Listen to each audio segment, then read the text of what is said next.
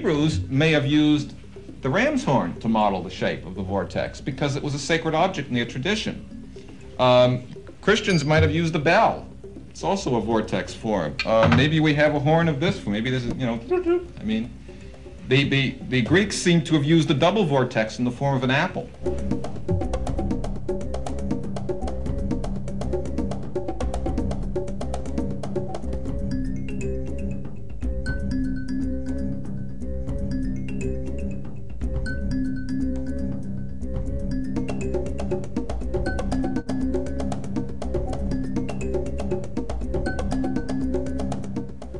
Matter of fact, here is a text written in an alphabet that curls itself up into a form that casts shadows that are the letters that the text is written in. Fruit tree yielding fruit whose seed is in itself. That is very self-embedded. That is very self-referential. That's a very reflexive process.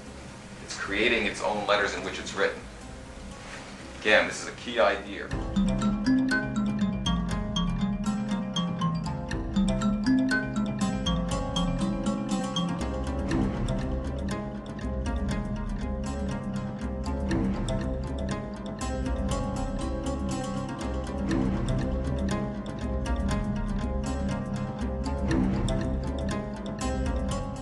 Rabbis teach, as the Christian Muslim traditions also teach, that to change any letter of the sacred text would mean the destruction of the universe. Even if you don't know it's pi, even if you think it's a random number, if you change one digit, it's not pi anymore.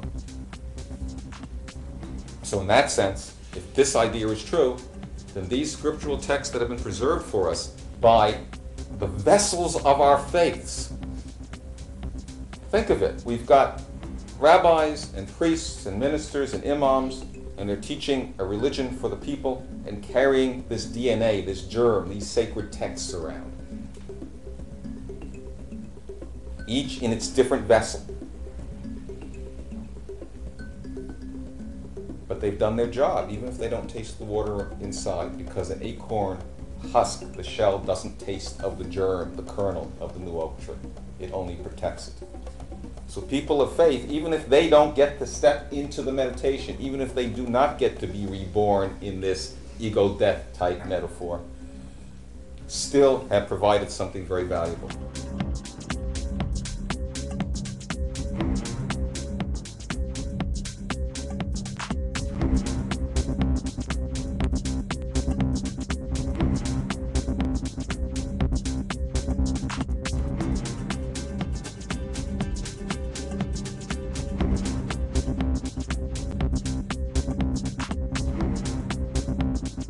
There has been statistical work done on the Hebrew Bible that shows that there is patterning at the letter level.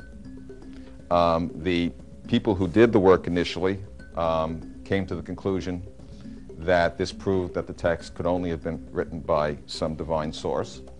And the academic, true non-believers who looked at the same data said that this proved that people must have edited the story to make the patterns, and this proved that only man could have written it. My feeling is that both groups are biased. The data is good. There is patterning in the Hebrew Bible. There may be patterning in the Christian Bible, and there is patterning in the Quran. But that the people examining this with prejudiced views are not being intellectually honest.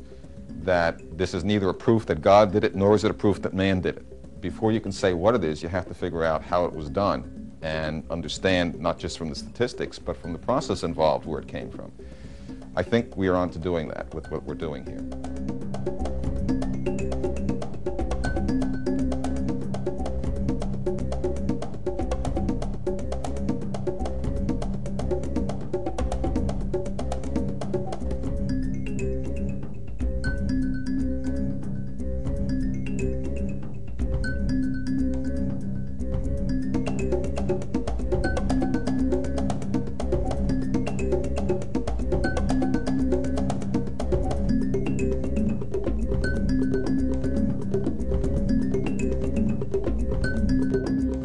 Judaism in the Torah is the statement which is said in prayers every day.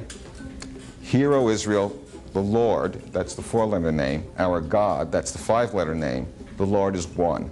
They actually repeat the word Lord, and that's a variation that I don't want to get into, but it fits nicely also. They're basically saying set Lord and God together equal to unity. Haven't we heard something about that before? Isn't there something in quantum mechanics about delta V, delta S equals, is it H bar or something? Maybe I got that wrong. Isn't that complementarity? Yeah. That's neat. Well, in our case, what we're going to look at, I'll fit it here someplace, is R theta equals 1.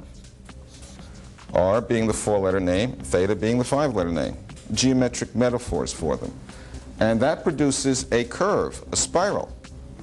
And that spiral is known as, this is y equals 1, as, I didn't do it very well, the reciprocal spiral, the hyperbolic spiral. It's the one that shows up under the Eye of Horus. It's the one that shows up in the Book of Kells gratuitously in the drawing of every single one of those animals and other icons in the Book of Kells. It's the one that shows up on the top of Ionic columns. You know, you make a Greek column, and it's got this thing around the top, right? Well, it's this. It's if you use the actual form with the second name, with the 4-letter name got repeated, you get R squared theta. Then you get what is known as the Lydius, which does the same thing except it's asymptotic to the origin. In other words, it sags down because of the square term. This becomes, of course, the Christian shepherd's crook. There's a lot of other things we could say about that spiral, but the most important thing about it is that it's the most asymmetrical spiral you can make, because it's a combination of the two possible lines you can have, the two most different possible lines, a straight line and a curved line. And so you get the most asymmetrical spiral to compare to the most symmetrical vessel. You put the light in the meeting tent. You put the 5-letter name in the 4-letter name.